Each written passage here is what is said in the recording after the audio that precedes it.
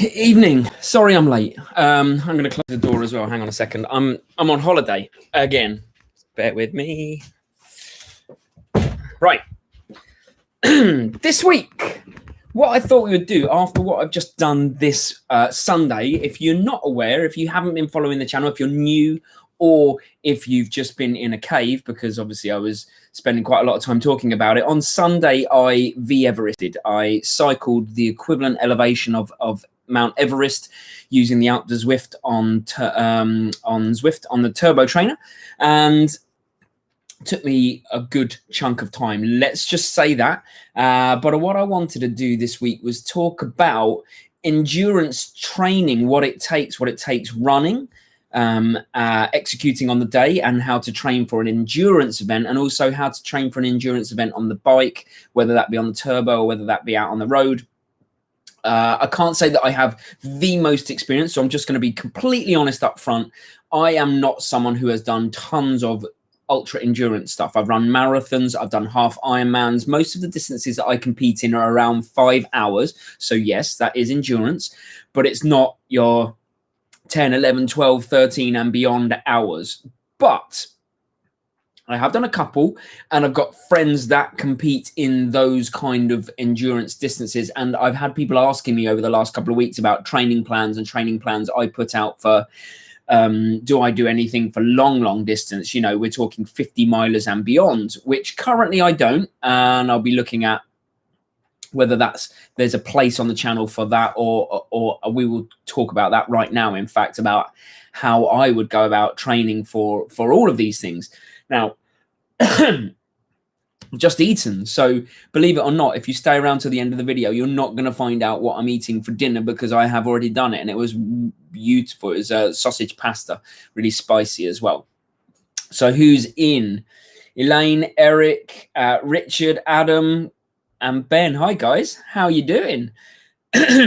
And Ben, I am going to talk about my food plan for endurance events, the before, during, and after. That will be one of the things that we'll talk about today. I was going to talk about a few other things that I've got brewing in the pipeline. If you know me, if you follow the channel, then you'll know I'm always trying different things. I like to see what works. I like to pivot. If I think that something isn't working with the channel, then I will try and adapt and change, improvise. And that's what I'm going to be talking about, what I'll be doing as well over the coming weeks and months.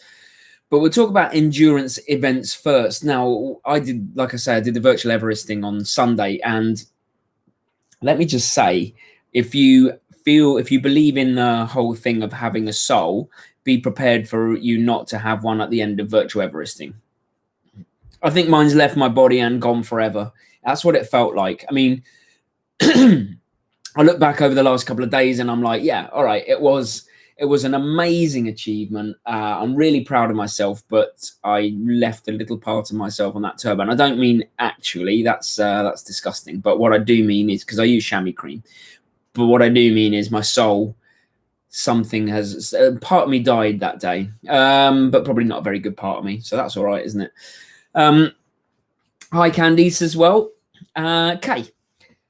So in the lead up, weirdly, in the lead up to the event, I didn't really, this is going to sound, and I don't mean this to sound arrogant, and maybe it sounds naive, but I didn't really change anything. I didn't prepare heavily. I tried to keep it a little bit like under wraps, or not under wraps. I didn't make it as big a thing as potentially that something like virtual Everesting is. I didn't change what I ate. I only got all of my nutrition out and my drinks, and I did all that the morning of the race, the morning of the event. Whereas the guy that I was doing it with, Rich, he had everything set out the night before, military style. Everything was prepared. It was amazing, and you know, that is the way I would definitely recommend. But I, on that day, was a bit blasé about it. I don't think I fully comprehended the sheer magnitude of doing something like that, because, you know, I was on the bike by the end of the day. I mean, I was on the bike for 13 and a half hours. You obviously get 10 minutes rest every roughly 80 minutes or so to get off the bike, foam roll, get some more nutrition in, refill your bottles, go and get more stuff, all of those things. but I hadn't prepared up front. But going into the event, so I ate a lovely breakfast. I had a really nice porridge, made sure stacked with porridge and bananas and all of those things that are going to give me carbohydrate energy right out of the door, out of the gate. And I got on the bike, and I I don't want to give too much away because I've just made a complete, one of my favorite videos I've ever made is coming out Sunday. So please make sure you watch it, because I made a video on the experience of virtual Everesting. So I don't want to give too much away. Always leave them wanting more is what someone once said. I don't remember who. But I did make sure I hydrated really, really well. I never felt dehydrated. In fact, there were points when I had to get off the bike, even when I was climbing, and nip to the loo for a wee, because I was just that hydrated. And so I see that as a real success. And I did eat. I had either a gel, I had bananas, Jaffa cakes, flapjacks. I had the works. I had jam sandwiches at one point. I had pasta. I had rice for lunch. I had a load of stuff, and I ate. I made sure I ate minimum of every 30 minutes throughout the day. It didn't have to be a lot of food. It just could be like a few Jaffa cakes, or on one of those days you're burning upwards of 5, 6, 7,000 calories potentially. So really, you can eat whatever you want. Your body's just going to need the energy to get it in. So you can't go far wrong with nutrition on the bike. That's different on the run. Very, very different. But we'll talk about that as well. Because on the bike, the impact isn't there from the feet hitting the ground. Your stomach isn't having to constantly be shifting around. So you can pretty much get away with what you want on the bike within reason. You don't want to eat things that are going to then upset your stomach, and you're going to have to get off the bike. But that was my fueling strategy, if you like, and my hydration strategy. And it worked really, really nicely. Who else is in? Let me just see. Jordan, how are you doing? With no races coming up, you're struggling to keep yourself motivated and get out and chuck through the miles. Any ideas? I'll come back to that. All good. How to run for fat loss. I almost read that wrong there, Shreya. So I thought it said how to run for fattos, and I was like, oh, that's quite harsh. But I now see fat loss. And we talked about that last week. So if you want to watch last week's Q&A, then running for fat loss, we touched on that as well. Andy's in, Brittany, Barry, nice to see you. Welcome, everybody. Really good to see you all. Adam, you found on your half marathon that the electrolytes didn't work for you, so you had to move on to just water and drank electrolytes at the end. And well done, by the way, Adam. So Adam is we had a chat a couple of weeks ago, Adam. We talked through strategy for your half marathon, and we talked through your training in general and how you've got the best out of yourselves. And you smashed your goal. From what I remember, your goal was sub 2 hours, and you were kind of 6 minutes under that. So well done, mate. That's brilliant. And we talked about nutrition and hydration strategy of the running as well. So we will touch on that for running, but. To get back to the Everesting just quickly, yes, on the day, I feel like I smashed it in terms of my hydration and nutrition. I was really, really happy with how it went. And I think actually because I didn't build it up in my head, I didn't have this big stress or worry. I just did. I just got on and I did. And yes, it was brutal by the end. It was, physically and mentally extremely draining. Like, bear in mind, the longest I'd ever done before is 5 hours of any exercise, probably 5.5. And I did 13.5 on Sunday. So, there's a great message there as well, because I didn't have the training going into it. It wasn't like I'd trained in a 7 or 8 or 9 hour ride. I'd done a 4-hour ride in lead up to that. And I just did on the day. I just executed it. So you are much more capable than you think you are. That's a really important message. But I'm literally just running through all of my vlog on Sunday, which I really want people to watch because I'm so proud of it. And it's a good one, I think. So Terex, hello from Germany. Hello. And how to manage running and weight training. I mean, we'll get onto that as well, Shreyas. Don't worry. The way that running is different, endurance events running. So my experience is minimal. I've done a few marathons and I don't eat at all on marathons. I have gels that I take every half an hour. That's my fueling. But of course, marathons last different length of time for different people, and the marathons I've run are around the 3 hour mark, and I fully appreciate, and I'm not saying that going, look at me, I'm great. I don't feel like that, and I don't believe that, but I do understand and appreciate that some people take 5 hours to run a marathon. It's a very different experience. And I've run one ultra marathon, not a super long one. I've done it was 33 miles, so about 55 kilometers, I think. No, 60 kilometers. I can't remember. Well, anyway, it was 33 miles, I think.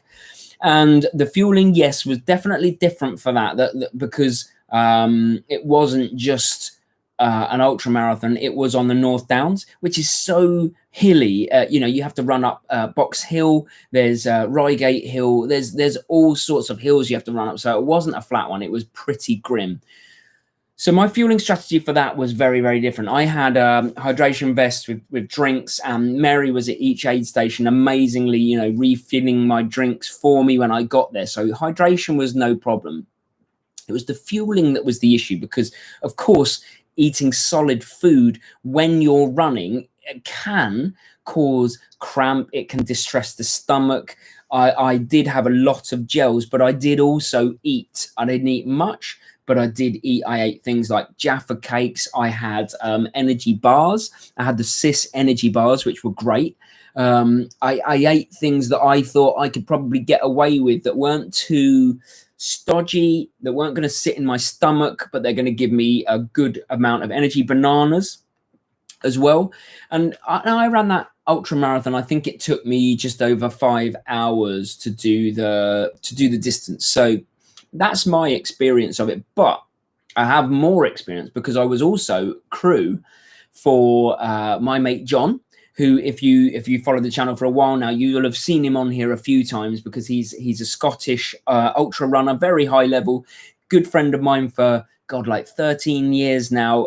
Mary and John's wife Sam are like best mates from uni, and John and I just basically fell in love. It's like a little bromance that we have going on. And I was the crew for John on his ultra marathon. He won the Stour Valley Path a few years ago, which is 100 kilometers. So I think he did it in 9 hours something. And I was just computing all of the time, all of the things that he was doing throughout his race, trying to learn, trying to suck it in for his ultra. The way that he worked it is he took on board a lot of Tailwind. So I don't know if you've ever heard of Tailwind, but Tailwind is a product that is marketed as kind of a drink, but a heavy on a carbohydrate drink. So not the sweet immediate glucose like Lucozade, but something along a similar vein that I think sits in the stomach a lot better. And their tagline is something like all the nutrition you'll ever need. I can't really remember, but that Tailwind is John took on board a lot of Tailwind, and he carried with him in his hand 2 running bottles, one in each hand, just small ones with grips. And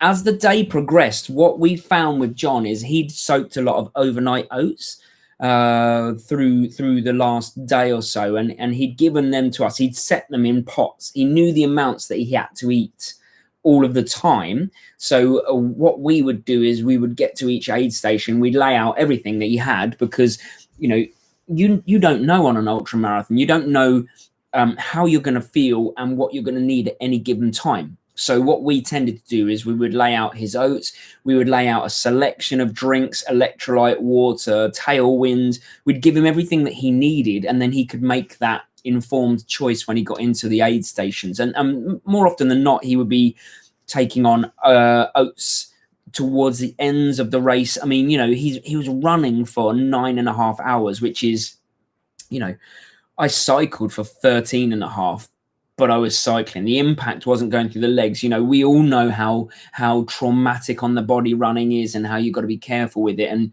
John is a fantastic runner, and you could see it was taking its toll on him, but he was keeping himself topped up with oats and Tailwinds. And by the end, he literally, all the aid stations had food stacked up. And by the end, he was literally like I'll have some of them. I'll have some of that. I'll have some of that. Bosh. I'll eat that. Whatever that is. I don't know what that is. Is that food? I'll eat it.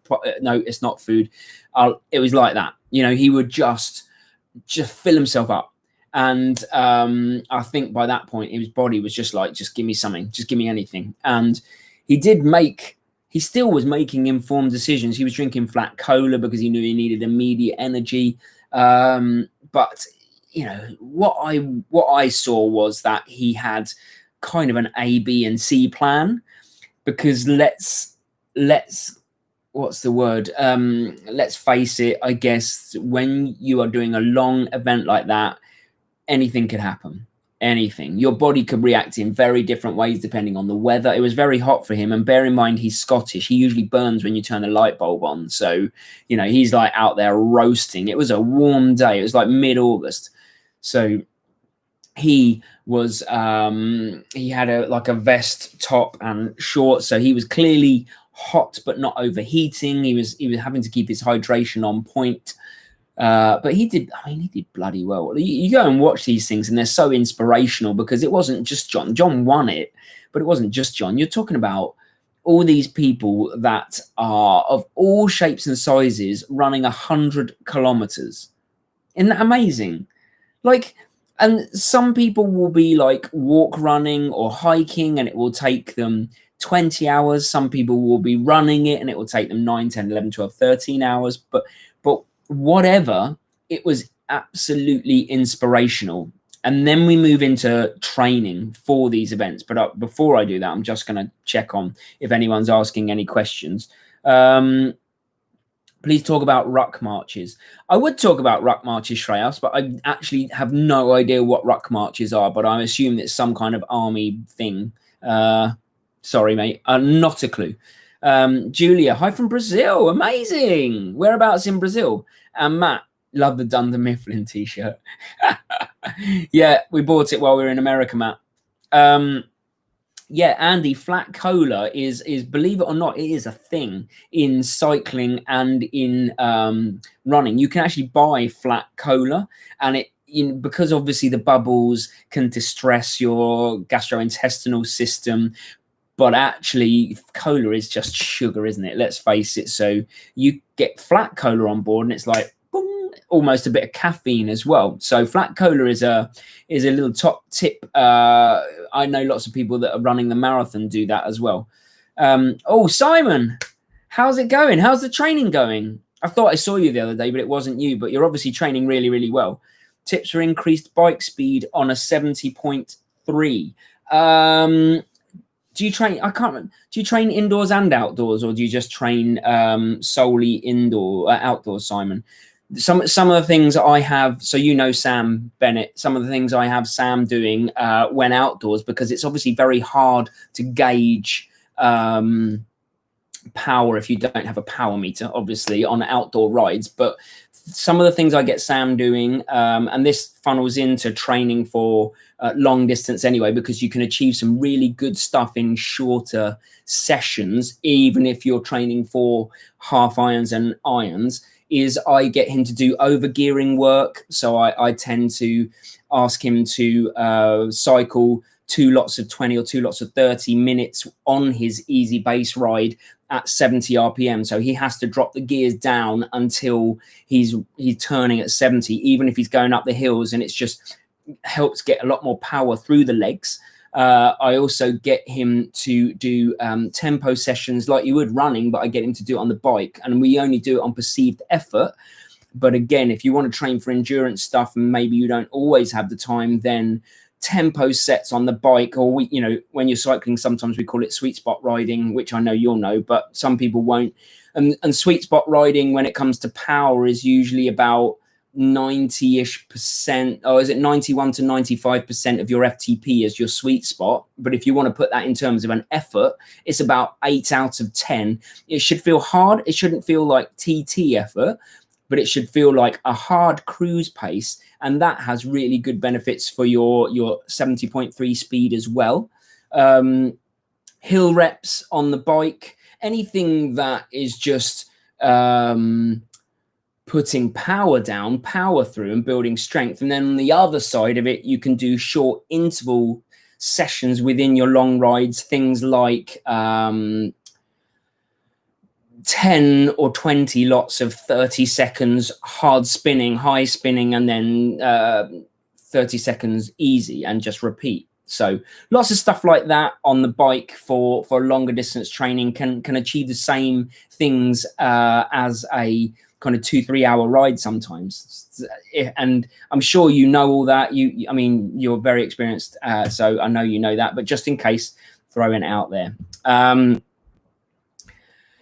What else? So as well as train, because we know that when you train, especially if you're training endurance running, then you have to be very, very careful about the amount of the volume you do when you do it, and your strength and conditioning, and how you look after yourself around it, because endurance running is incredibly hard on the body. And you know, over time, yes, gradually you build and you get a body that can deal with this stuff, but in the early days, you have to be very, very careful with endurance running. So I like to build up the endurance in runners by perhaps, instead of doing all long runs in the week or all base runs, I like to put in perhaps a really short interval session in the early days, or I like to put in a tempo session for people. So, you know, they are pushing themselves and they're running in discomfort, but not enough discomfort that's going to injure them. We're not talking about a high level interval session.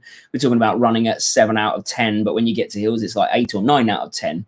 So tempo sessions, as much as they tend to be in zone 3, which is what we would call wasted junk physical miles. There is a psychological bonus to training at tempo, which is just letting you and your body get used to being slightly uncomfortable while you're training.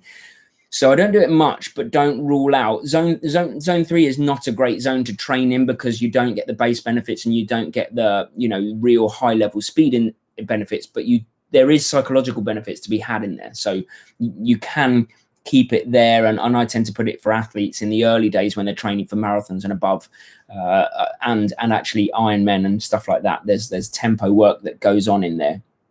So if you want to achieve long distance, like ultra long distance or endurance events, then actually you don't need to train as much as you think you do, because I don't know the stats on this. I could only guess. I could make them up and it would be a load of rubbish, but the fact is, I would imagine for the most part, the hardest bit about running an endurance event, the hardest bit about doing a Everesting, the hardest bit about running an ultramarathon is getting to the start line. And that's the biggest thing I see with my marathon training personally, and training other people, is that your biggest battle you ever have is getting yourself to the start line. If you can get yourself to the start line, I reckon you could actually I've run a marathon having only run up to 24 kilometers before the marathon. And obviously I have, you know, miles in the bank previously, and obviously I have a cardiovascular base, but it does go to show that actually your body will allow you to do a lot more than you think it will on a lot less training. So I'm a really big fan of training smart rather than hard, and I'm a really big fan of being sparing with your training and being creative with it. Sorry, that's a little sausage burp there. Little treat for me.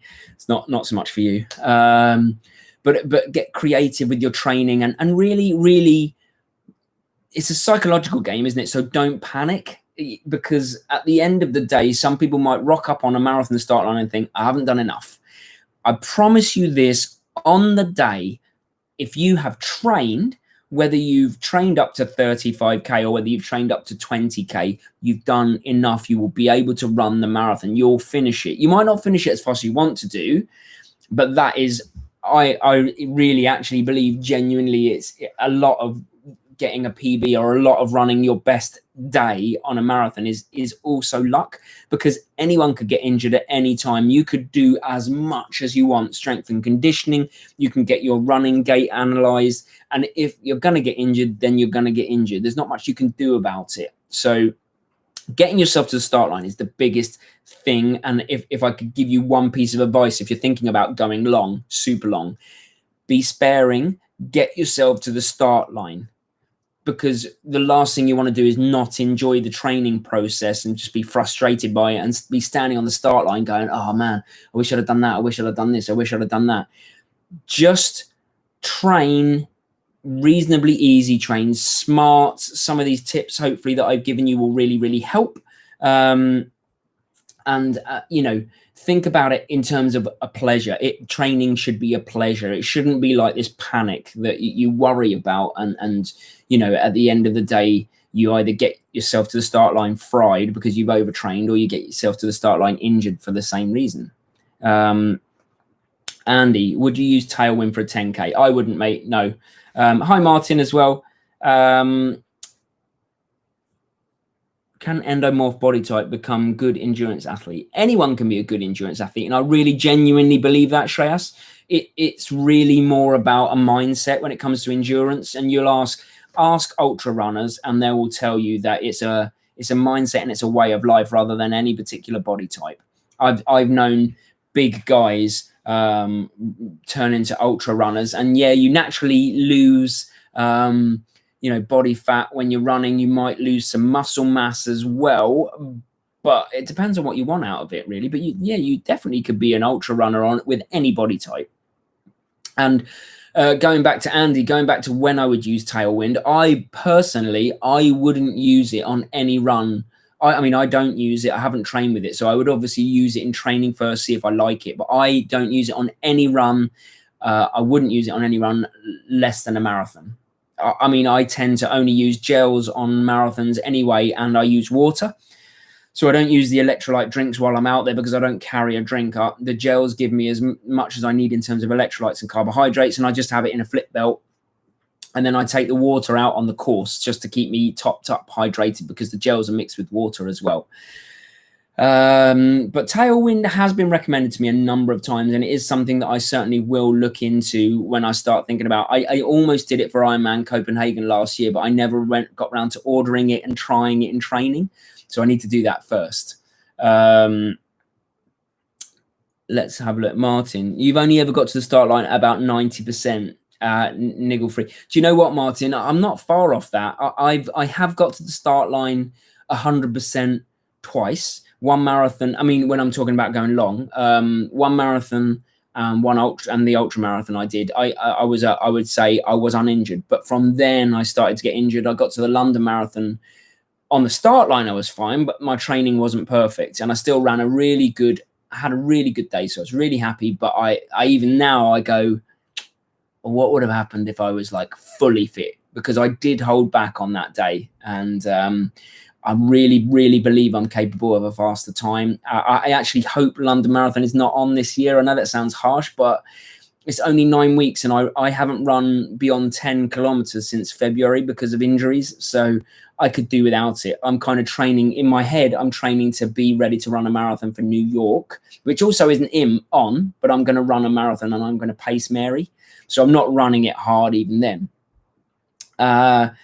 How to minimize muscle loss whilst running? Eat lots of protein, Shreyas. You're not gonna completely minimize it. You're not gonna get rid of it. But if you eat a lot of protein, then you probably give yourself a pretty decent chance of minimizing your muscle loss there. Taeyong, what do you think in water therapy? What's water therapy? As in waterboarding, as in torturing people? I don't know. I don't like that. I'm only joking. I don't know what you mean by water therapy. Let me know what you mean by that. Do I recommend whey protein shakes for runners? Yeah, I do actually. I mean, as much as it could be psychological, you're definitely getting protein on board. So it is. I have a lot of the years that I've been training in different things, like when I did weights and when I was running, when I was playing football, I have taken protein, and I don't know if it's genuinely helped or not, but if psychologically it feels like it is, then it is. Only drinking water. Yeah, I'm not sure about it, because I think we know that when we sweat, we lose electrolytes, and only water can't replace electrolytes alone. That would usually come from then you eating meals, but when you're training or racing, you can't eat a full meal to replace the electrolytes, which is where the electrolyte drinks come in. So I don't think water would work for me, but I'm absolutely not saying that it wouldn't work for other people or couldn't work for other people. It's just that's the way my mind works. I know I'm losing sodium. I know I'm sweating, potassium, all of that is coming out. I know it needs to go back in. So that's why I stick with electrolyte drinks. I used to have energy drinks, but they cramped my stomach up. There's obviously too much for my body. So I tend to have gels and then water or electrolyte drinks while I'm training. Do I take any supplements to help with your fitness? Good question, Ben. I do. It's a very strong name, by the way. I take supplements. I only recently have started, actually, since I went to who recommended it for me? Oh, yeah, since I went to that physiotherapist guy. It's in one of the most recent videos about shocking yourself to the next level. He recommended that I take turmeric. So I take 2 capsules of turmeric a day with curcumin or something. Like, it has to have a certain element to it for it to be absorbed into the body. But that reduces swelling, as does cod liver oil. So I take that, and I take magnesium, which is supposed to help with sleep. I take vitamin C tablet once in the morning, 1,000 milligrams, effervescent, not effervescent. That's all I take at the moment, though. I have in the past taken a number of other stuff. Like, I've taken protein. I tend to just buy it when it's cheap at Holland and Barrett. I'm a bit of a money slag. What's the word? I don't know. But I can't bring myself to pay that 35 quid for protein. But if it's half price, I'll buy 2. You do the math. But I have taken protein in the past, and if it's on offer, I will do it. I am open to other supplements as well, but I don't want to be that guy that rattles when he walks. I also believe that you can get a lot of your nutritional needs from just eating right, which is, it's a balance, because as someone that is training long, you have to eat a lot of carbohydrate, but you get your vitamins and minerals. We eat a lot of vegetables, and like I say, it's a bit of a balance. Okay, last couple of questions. Hi, Ricardo. How's the training going? All good? Let me know. Ricardo's training for a marathon at the moment. I was helping him out. I wrote a plan for him. So fingers crossed it's all working out nicely for you. And don't ever be sorry you're late, man. I'm just glad you're here. I'm glad people are here, because otherwise I'll just be talking to myself, which I would do, but it wouldn't be very much fun. Christopher, always do your long runs with podcasts or music. Do I recommend doing runs without, so you don't become too reliant? Not sure whether half marathon or marathon events allow earbuds. They actually do, but I've never trained or run with them in, because I like being totally in the moment. I'm big on being in the moment.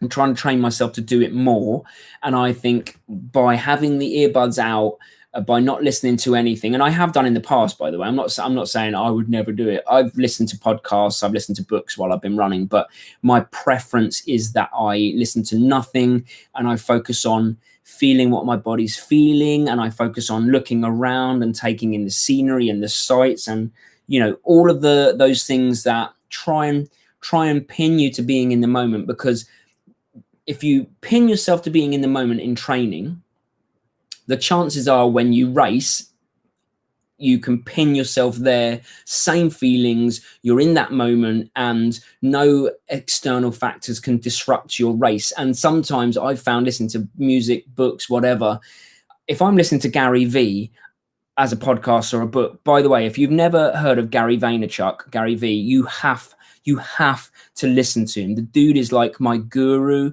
He is amazing. You'll listen to him at first and you'll be like, whoa, he's a bit sweary. He is, but he preaches humility, kindness, giving everything that you can for free, which is what I always try and do. I try and give as many training plans out there and information for free, and with no expectation of anything coming back. He calls that a loaded give. He is just about being kind to the world and just being humble. And I love the dude. So if you've never heard of Gary Vaynerchuk, go check him out. He's amazing. But I like, if I'm listening to one of his podcasts, you see what just happened to me then? I was like, la, la, la, la, la. And if I'm doing that while I'm running and I'm executing a race plan, like a marathon plan, I always have a really strict plan for pace, heart rate, everything. My heart rate spikes if I'm listening to someone that pumps me up. So I would rather just be in the moment, focus on executing my plan, knowing what I'm doing, and just feeling everything around. And I know that sounds a bit spiritual, and that's not very much like, you know, I'm a scientist by heart. I did a science degree and all that, but there is something very spiritual about running and being right there, right now. And if you look at the research about when people have had their best races or matches or whatever, and you ask them what they were thinking about, they say nothing. And if you ask people who have had bad matches, or when things have gone bad for them, when they've not been in the zone, what they were thinking about, they list off a list of 5, 6, 7, 8 things. So the more we can just harness our power of our mind while we're training and racing, and think of, you know, being in right there, right now, in that present, for me, the better. That was a really long answer. I'm really sorry. I'm quite passionate about that, as you probably you probably saw. But sorry, that's a long answer. So Ricardo, still getting used to yoga. Me too, buddy. We did some again tonight, but I am loving the yoga. I genuinely believe that it is making me stronger, so I'm pumped on that one. Adam's the same, but it is so worth it. I really believe I'm, fingers crossed, touch wood, all of that. I feel like I'm coming out of my injury haze. And I think the yoga has hugely helped. So big up yoga with Tim. And then when I finish that 30-day one, I'm going to do yoga with Adrienne. Big her up too. Don't know anything about her yet, but everyone recommends her. So cool. That's it. I'm going to go because that's 36 minutes. That's one of my longest ones.